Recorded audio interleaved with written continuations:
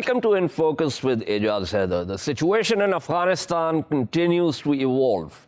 While we have been discussing issues like talks for a next political framework, women and minority rights, media freedoms, state of the economy, etc., there's now the additional problem of terror attacks by Islamic State Khorasan. It is here that we see enemies helping each other in the face of a threat that's common to both the Taliban and the US and other Western troops. Taliban fighters are providing security in the outer perimeter at the Kabul airport, while US troops are deployed for the security of inner perimeter. The US has already made 2 drone strikes, claiming to take out 2 high-value ISK commanders in one and a vehicle rigged with explosives inside Kabul in the second strike. Some statements from the US Central Command Commander, General Frank McKenzie, at a recent presser indicate that the US and Taliban might be exchanging information on the ISK threat. And I quote from what General McKenzie said, "As long as we have kept that common purpose aligned, they have been useful to work with. They have cut some of our security concerns down," unquote. To discuss the multiple challenges faced by Afghanistan, I'm joined by Gordon Adams. Dr. Adams is Professor Emeritus at American University's School of International Service, and Harun Rahimi, who is an Assistant Professor of Law at the American University of Afghanistan. So before I get to Rahimi with some discussion about how things are going to pan out with reference to political settlement and other allied issues, let me get to Dr. Adams here. So, Dr. Adams, it seems that there is a common purpose now between the US and the Taliban, and people who only a few weeks ago were killing each other are now seem to be protecting each other. Yes, it would seem that the Taliban and the United States at this point have a convergence of interests. Of course, talks have been going on with the Taliban in Doha for some time.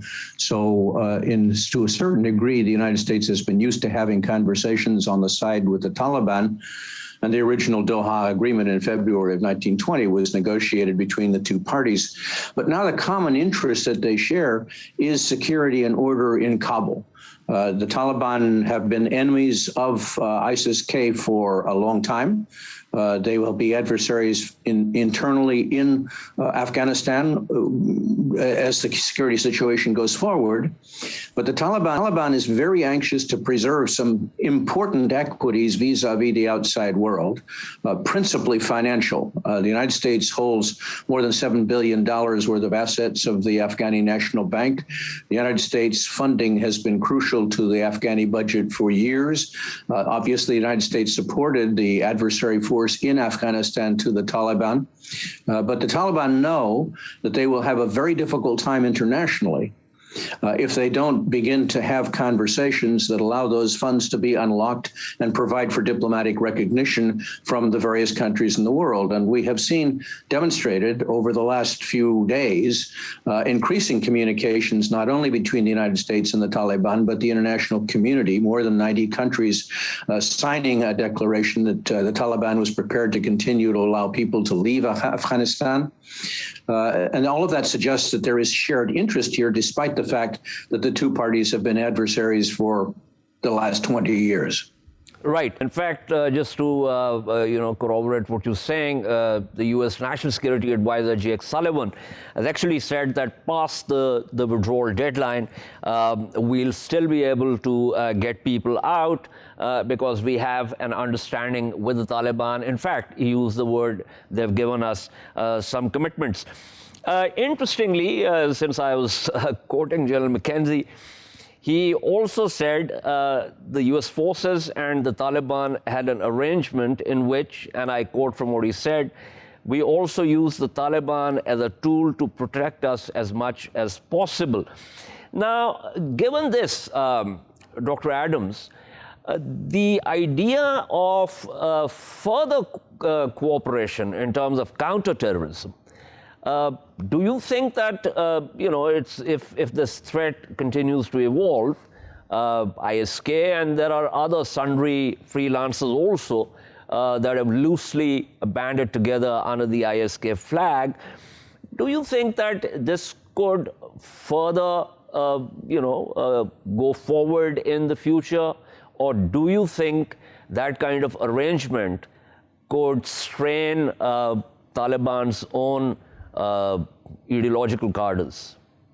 Well, the Taliban, as I said, has a shared interest in trying to maintain security. And obviously, a big issue, as you say, in terms of ensuring the internal stability of Afghanistan in itself. There are other terrorist organizations active in Afghanistan, including Al-Qaeda. And there are the remnants of the Northern Alliance with whom the Americans originally conducted the bombing and invasion of Afghanistan back 20 years ago. Taliban have a clear and demonstrated interest in trying to achieve security, a clear and demonstrated interest in trying to achieve funding, a clear and demonstrated interest in terms of international recognition. All of those make the baby steps that we're seeing of a relationship between the Taliban and the United States and the international community something that makes a great deal of sense. But as you point out, the Taliban itself is divided. There is a large group of Taliban leadership who have spent most of their time outside of Afghanistan. And there are active street fighters and local commanders in the Taliban organization who've gone back and forth with Pakistan, but are much more ideologically rigorous, shall we say, than those who are prepared to recognize the international necessity for conversations. That's going to be a political issue internally for the Taliban to work out.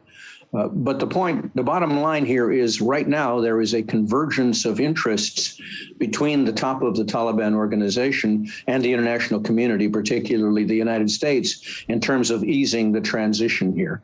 The biggest downside would be if the United States starts imposing tests of action and purity on the Taliban as the requirement for diplomatic recognition. This is going to be highly contested because diplomatic recognition may in fact be wise for both parties. That's a very important point.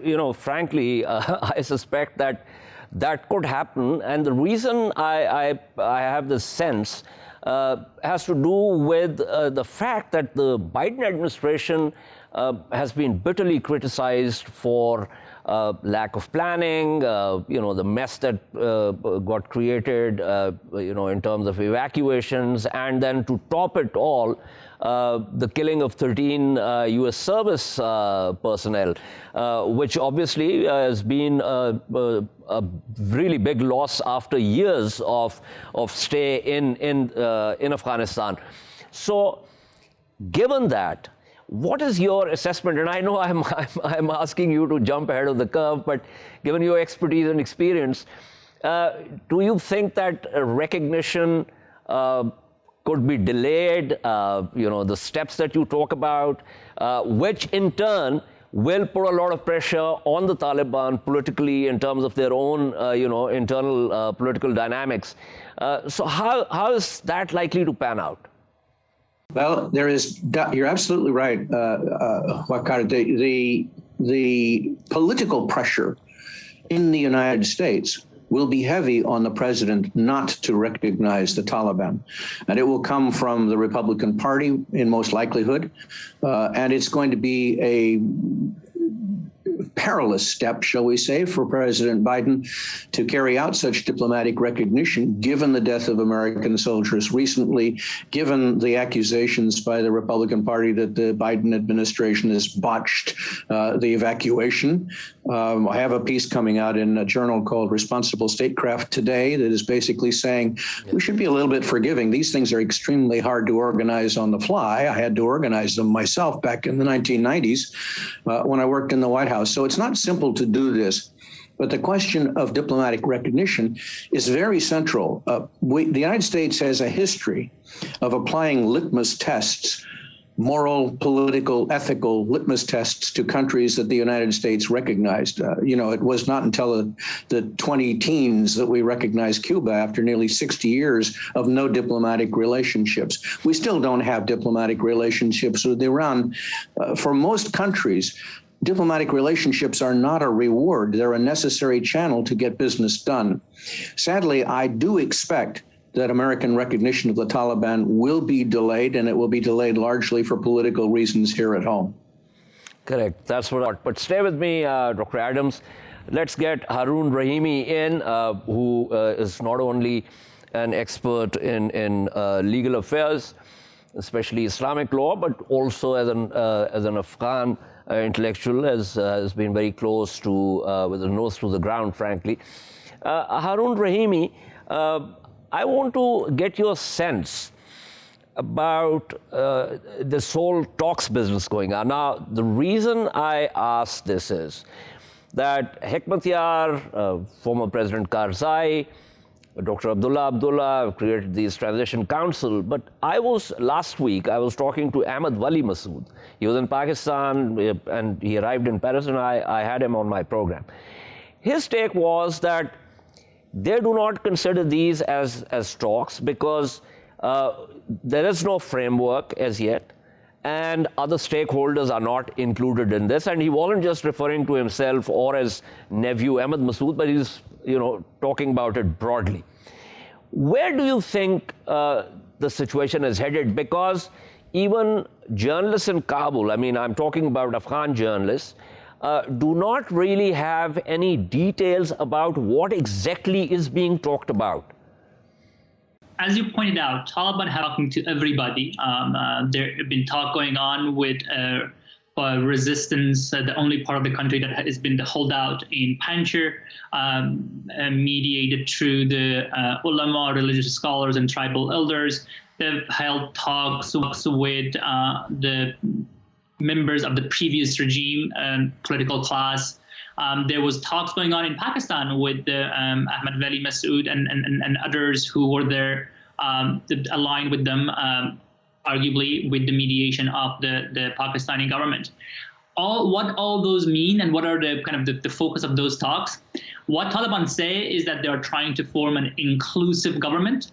What does that mean? No one really knows. And what we hear from people who are the interlocutors, like Hekmatyar, when he has talked to the public and others, they've said that these talks have not been around basic structure of the government or state. They've often involved a matter of personal safety, security, and matter of advice, exchange of views and advice. And it's not, as you said, there's really no framework in terms of what they haven't revolved around the framework of what the future state would look like. But on the other side, there are serious talks going on within the Taliban movement.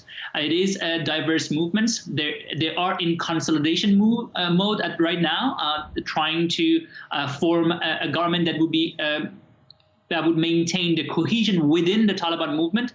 I think those talks are much more serious. Those talks are much more determining of what will be announced as the future government. It seems like there are two general kind of factions within the Taliban.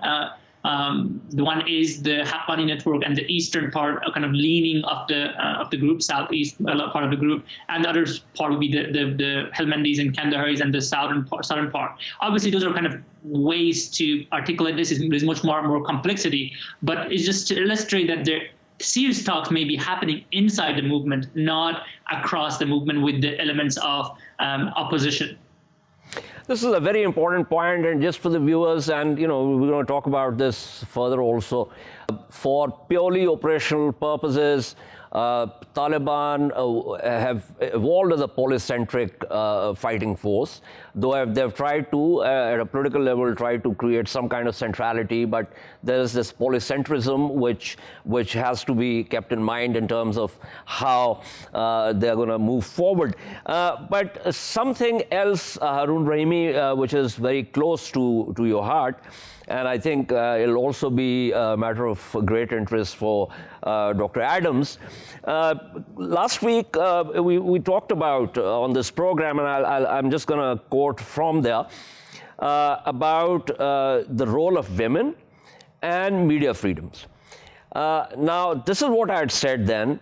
The Taliban spokesperson, Zabila Mujahid, stated that women can be part of the workforce, but they must abide by the rules of Sharia. This is a vague statement since Sharia is not codified, and different schools have different interpretations or exegeses, call it what you will, of how it works. in the previous incarnation, Taliban's idea of women's place was extremely regressive. They need to explain what their interpretation of Sharia this time round is. Ditto for Taliban's idea of how the media should work. And once again, Mujahid talked about, he gave 3 suggestions. In a presser, he said, the Taliban want all media outlets to continue their activities, but no broadcast should contradict Islamic values, reports should be impartial, and no one should broadcast anything that goes against the national interest. Once again, all these terms are very vague, and how and who defines them? And they being the superior force on the ground, obviously, it would seem that they're the ones who are going to define how this works. Now, I was reading your very good article in Al Jazeera on this whole Sharia business.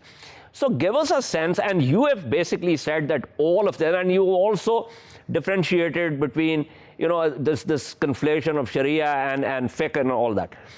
So how do you think these discussions that you're talking about, are these just political, or they're also ideological, because somehow the ideology kind of informs the rules of governance for the Taliban? Absolutely. I mean, just to go through many of the points you made, the initial point is that the fact that all these terms, the meaning of them and the impact, how they're going to translate into actual actions, are going to depend on who's interpreting them, who's in charge, what are their views in terms of the role of women in society, the role of freedom of thought in general. The previous constitution of Afghanistan also said that there can be no law in the country that contravenes the precepts and beliefs of Islam. It also stated that the freedom of speech has limits. The limits will be the rights of others and the public interest, as going to be codified in statutes. And we had a media law that alluded to some of the restrictions that you pointed out, which are reasonable restrictions if they are operationalized with due process of law. So it's a matter of what they say. It's a matter of how institutionally they're going to implement those restrictions and how they're going to interpret and define those terms. That's absolutely true. The other point is about whether there are ideological differences. I think there are ideological debates going on. I think you can look at the issue of inclusivity in 3 ways. One is the issue of ethnic inclusivity. Afghanistan is an ethnically diverse country. The question is whether Taliban, which have been predominantly Pashtun movement, they've incorporated more of non-Pashtun elements as they expanded their control over the country. That is very true. But they've remained, at least the power center has remained the Pashtun South and Pashtun East. Well, how much the real power sharing is going to be with different ethnic group is that question number 1 in terms of inclusivity. The other question of inclusivity has to do with gender inclusivity. Half of the population is women. There's been no consultation with women so far on any matter related to governance. All the meetings held so far, with the exception of the press conference where female journalists were present, has been held without female presence in education sector, health sector, any sector you can imagine. And whether you will have a real participation in governance policies and such by women, that's a question mark.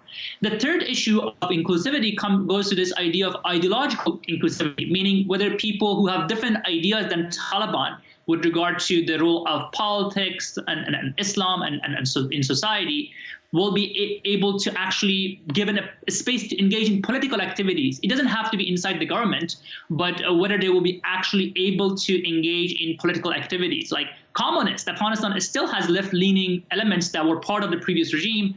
Afghanistan has Islamist politics of brotherhood style, Muslim brotherhood style, who while share some elements with Taliban, also disagree on many issues, including, for example, elections.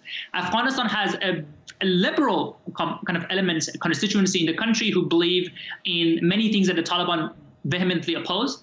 Whether those elements are going to be incorporated in the government, or whether they will be allowed to engage, they will have a political space to actually speak, all those going to be depend on how Taliban interpret and enforce the issue of inclusivity of the government, or understand the inclusivity of the government. And lastly, one thing that kept the group together, the Taliban, was their ideological cohesion. Because as you said, operationally diverse group, but the simple, basic ideological elements, for the most part, kept the group together. Now that the Taliban have to govern, they're going to have to be pragmatic. And that pragmatism is going to affect some of their ideological stance in the eyes of many of their adherents, supporters, fighters. How that's going to play out, whether they remain a cohesive group, what is going to be the blowback from that, we don't know. What they've done so far, what I observe is that they've tried to decouple foreign policy from domestic policy. They've shown a lot of willingness to compromise, engage on foreign policy with many countries, India, Pakistan, countries in the region, West and Europe, and the United States. But they've insisted that the matters of domestic policy should be left to them to decide based on their values, Afghan culture is what they call Afghan culture, and religion, their understanding of religion. Basically, it seems like they are hoping, or they're working from the assumption that as long as they're gonna engage with other countries under international law on matters of state-to-state cooperation in a responsible way, that would mean they have to engage in serious work in counterterrorism and making sure that Afghanistan territory is not used against other states. They should be given a lot more leeway in terms of how they engage and conduct domestic policies. Many countries in the region would be happy with that. I think China, Russia, many countries have signaled that that is an arrangement they would support. But obviously in the US and the Western countries, the domestic policy of those countries would not allow that kind of decoupling to actually take place.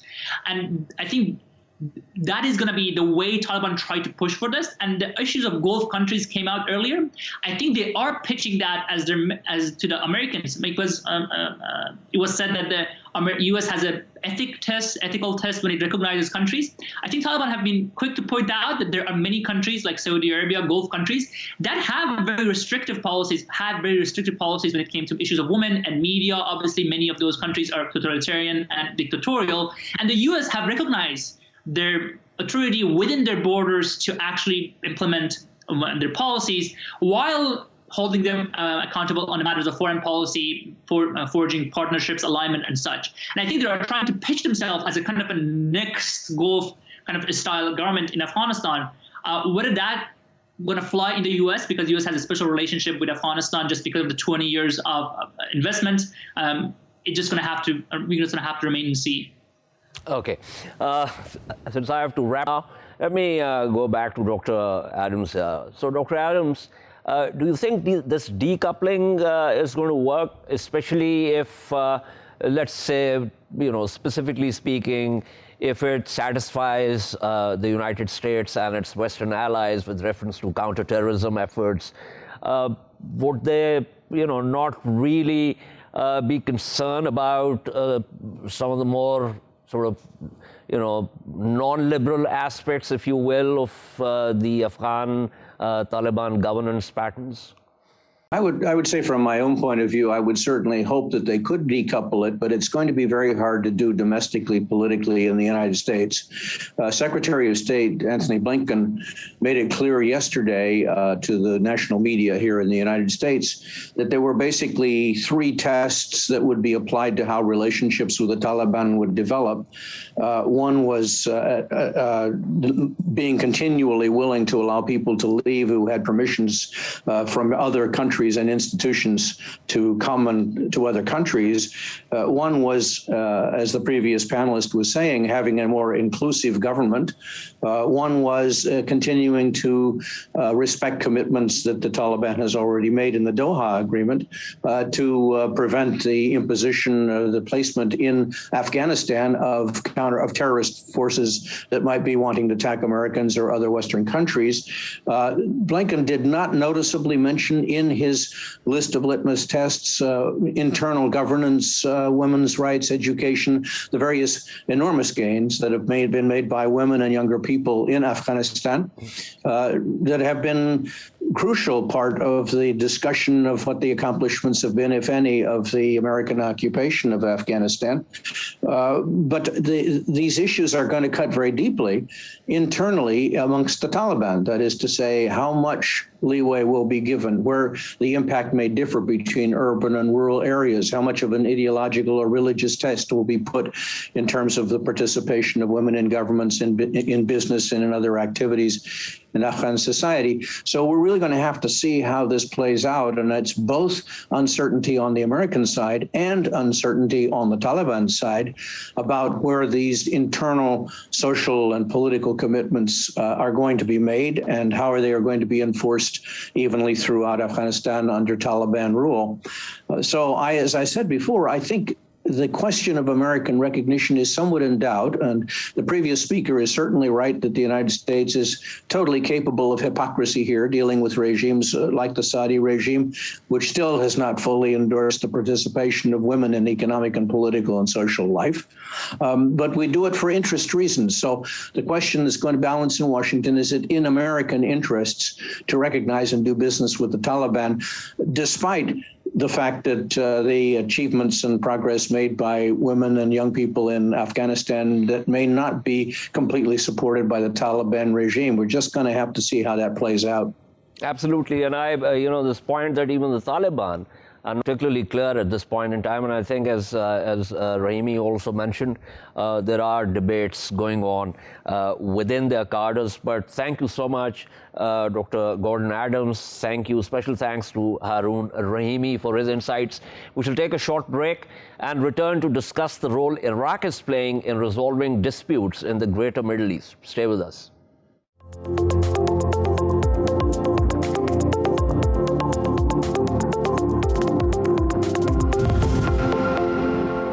Welcome back to In Focus. Iraq hosted a regional conference on Saturday aimed at easing tensions in the Middle East while emphasizing the Arab country's new role as a mediator. Heads of state attending included Egyptian President Abdul Fattah el-Sisi, King Abdullah II of Jordan, Qatari Emir Sheikh Tamim bin Hamad Al Thani, and French President Emmanuel Macron.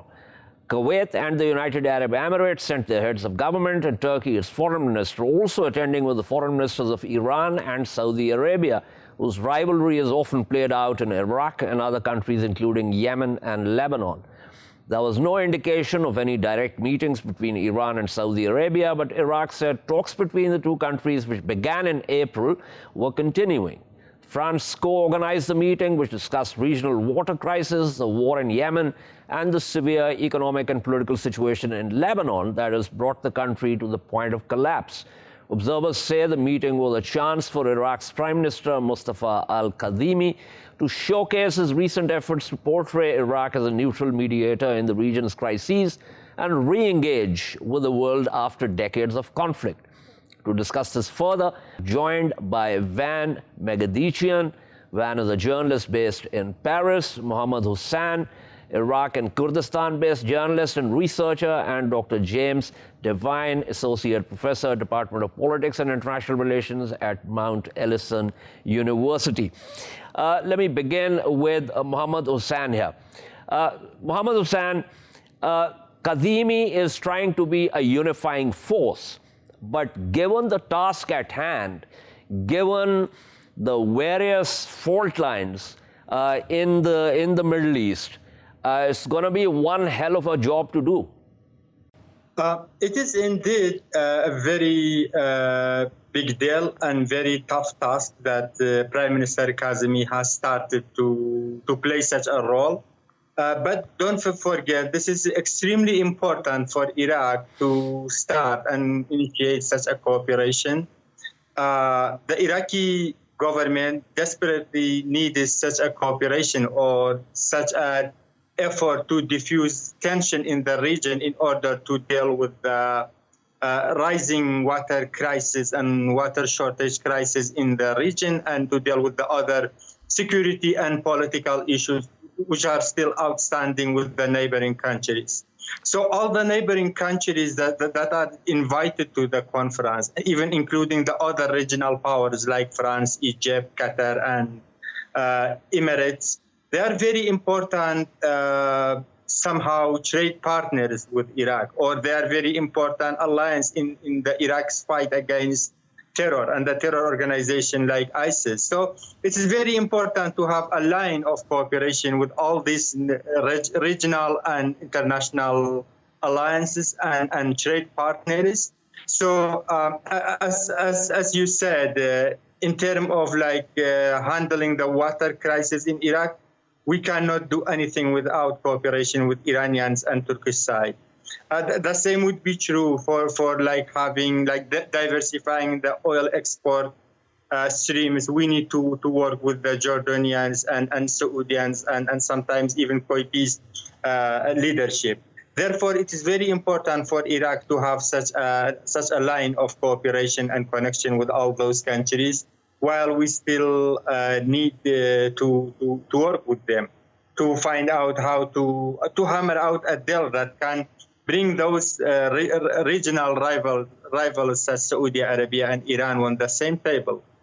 As much as they get closer and as much as they get on the same table to work out their solutions for their outstanding problems, Iraq will get benefits. It's very important for the Iraqi stability and security. Right, so it's not just a PR thing, although of course there's this entire thing about Iraq from torn by conflict to now a more confident state that can actually play a responsible role. So that aspect is there, but there are real problems here. And so Van, quickly, what is France's role and interest? And also throw some light on this potentially devastating water crisis, which, according to some reports, are going to affect almost about 12 million people in Syria and Iraq. Just this conference in Baghdad is not only an achievement; it's an extraordinary achievement for Iraq. This comes at a time when Iraq needs this most. Basically, bringing together not only France and Egypt, also bringing together the new Iranian leadership, the new foreign minister of Iran, to sit with the Gulf Cooperation Council representatives, to sit with United Arab Emirates representatives and Saudi Arabia. This not only a breakthrough, this is giving hope that Iraq could actually, walking down towards the next elections in October, Iraq could actually stabilize and breathe once again and define a new role for the country. If you realized, while Iran was present at this meeting, Syria was not present at this meeting. Yes. Syria suffered the same fate as Iraq when the Islamic State was established. Syria is suffering the same fate of Iraq in different challenges of whether energy, water, financial, or political crisis. So Syria was not present. Iraq took the role of basically in this region of bringing together all these countries. What France's interest here is this: France, after the 2003 invasion of Iraq by the US-led coalition, France learned its lesson that not getting involved in the Middle East, not getting involved in this oil-rich, energy-rich countries, they will not be able to advance their interests. One of the major interests of France is that France actually, yes, President Macron is saying that France is here to stay even if Americans left, that we have 800 soldiers who are training Iraqi security forces. But the main reason behind this is France is now able to participate in Iraq's rehabilitation programs, major infrastructure programs that are being signed between the Iraqi government and French companies. Total, for instance, has signed 4 projects that are valued more than billions of dollars today, and France will benefit from this. If France has economic and financial interests in Iraq, then France has to stand by Prime Minister Kadhimi and the future Iraqi representatives to make sure French interests remain in Iraq. Back in 2003, 2004, 2005, Americans would not let France to come in and participate in these projects and make the money, because France had refused to join in the US-led coalition. Now France has a bigger role. It started a little bit with former President Sarkozy. Today, Macron wants to update this role and have a bigger role for France. So whatever France can do in this matter, whether it's energy, water, and political, it's a win-win situation. It's good for Iraq, it's good for France. Right, and I also have a sense, and I'm going to get to you on that perhaps France's non-participation in that war would give it a better image now in Iraq. But let me pull in Professor Devine here. Professor Devine, so Iraq's role and the number of challenges, as I said, the fault lines, and so there's the geopolitical issues and disputes and problems, and then this water crisis, which is one of those climate change problems. How do you look at Iraq's role, and what do you think? What's your sense of what could possibly be achieved, if anything? All these problems are so complex, they're not going to be solved by one single conference. But it is a question of starting the process. They need to start talking to each other. From Iraq's perspective also, I mean, this has been an opportunity for the country to reassert itself as an independent actor. If you notice, this is the closest Iraq has gotten to the other Arab states in the region in quite some time. The idea of having an Egyptian president come and visit Iraq, this is the first since 1990 when Hosni Mubarak was going to visit Saddam Hussein. So this is definitely an opportunity for Iraq to sort of reestablish some of these connections and perhaps to a degree get a little bit of independence from the Iranian side. The other issues, again, I mean, the water issue in part is a climate issue, but it's also a question of boundaries and upstream damming. So it's an opportunity for the Egyptians to talk about Ethiopia and get some support from the Arab states on that, because they've been going to the African Union and that hasn't worked out the way they would like it to. It's also an opportunity for Iraq to talk a little bit about Turkey and damming projects on the Turkish side, which is limiting the water coming into Iraq. So there are a number of more sort of specific issues which they can start talking about. Whether they're going to solve them here or not, it's unlikely, right? They're all very, very complicated. It seems to me that this water crisis could possibly, in terms of priority, could upstage all other issues. But then the irony is that, cooperation also requires some kind of geopolitical harmony among these states, and possibly Mohammad Hussein, possibly that is where the importance of the Iraqi initiative lies. But as Professor Devine said, one conference is not going to, get any kind of breakthrough, but it is about setting a direction. Now, does that mean that Iraq will continue to play this role going forward? I was just about saying that this is actually indeed a great step in the right direction. To have cooperation with the neighboring countries, especially Iran and Turkey, is really very, very determinant to resolve the Iraq's rising water crisis.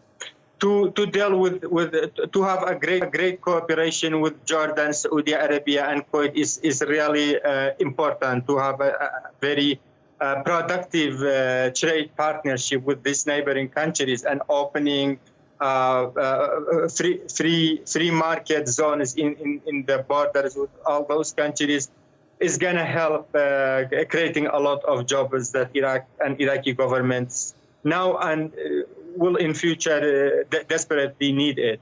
So we need this partnership with the neighboring countries and with the regional players.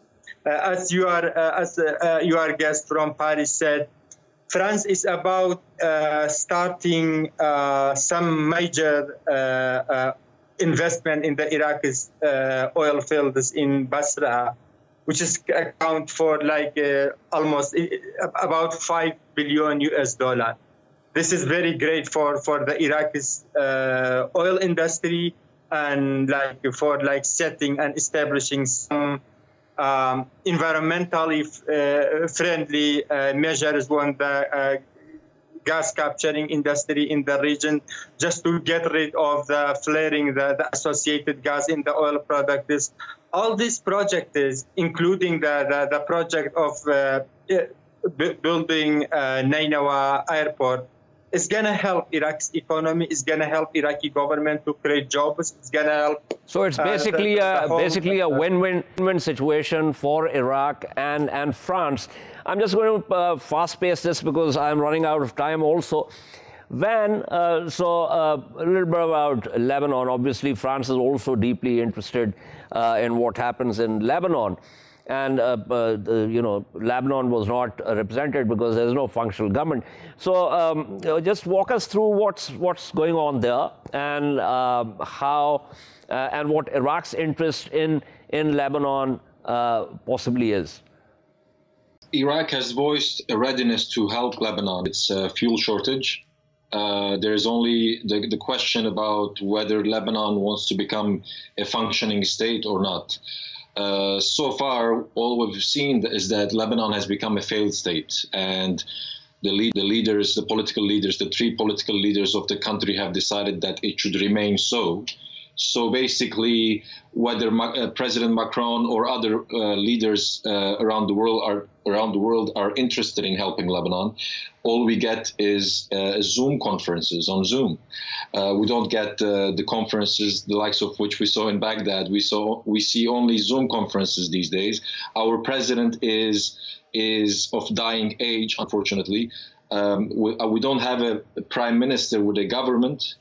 And the Speaker of the House is basically one of the major problems in the country as well. So we don't look like Iraq today, unfortunately. Lebanon cannot come out of its crisis. So Lebanon was not invited to the Baghdad Summit. Syria was not invited. So in a way, they tied up Lebanon's representation in Baghdad to Syria, since the Syrian president is not accepted by world leaders yet. There is ongoing talks about that. So Lebanon should not be represented as well, but because of other reasons that Lebanon is suffering from. So Iraq is ready to help Lebanon, but Iraq is gaining from this because given the situation today, this might be the calm before the storm. We should not forget, regardless of the good news that we are getting from Baghdad today, the region is at the brink of war. Let us not forget that any minute today, we could wake up to a new world tomorrow where this dangerous uranium enrichment that is ongoing and the suspended talks in Vienna could lead us to war all of a sudden, and the water crisis would be the least of our worries. Although it should be, no, I completely agree with you. Though it should be the real worry, but unfortunately it's like a plate where there's so many issues, and you're absolutely right. And before I wrap up, let me pull in Professor Devine on this. So Professor Devine, the issue of Iranian-Saudi rapprochement, and of course the stalled talks.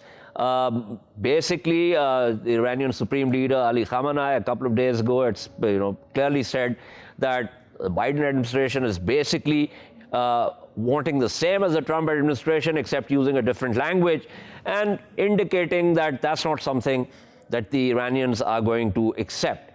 And Naftali Bennett was in D.C., and the statements that came out with reference to Iran. Bennett, just like his predecessor, is completely opposed to any kind of deal with Iran.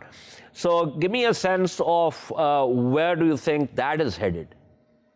I think, it's unlikely that there's going to be a very quick resolution to this. And in many ways, for the Iraqi conference, the nuclear talks were the elephant in the room.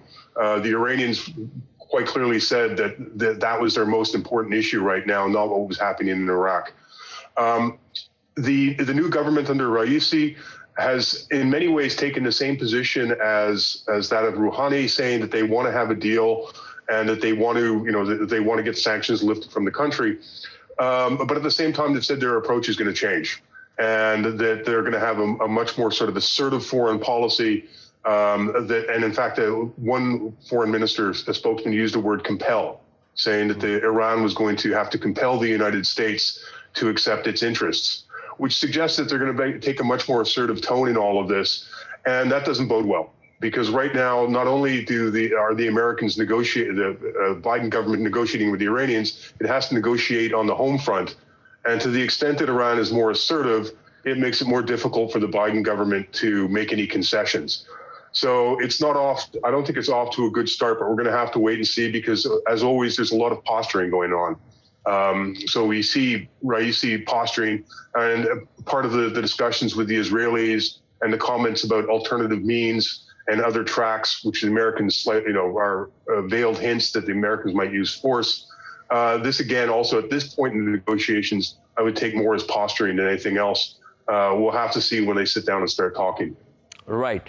Thank you so much, Van Megadician, Mohammed Hussain, and Professor James Devine for their insights. This is all from In Focus this evening. We shall see you tomorrow at the same time. Keep following our latest updates on social media at indus.news. Good night and goodbye.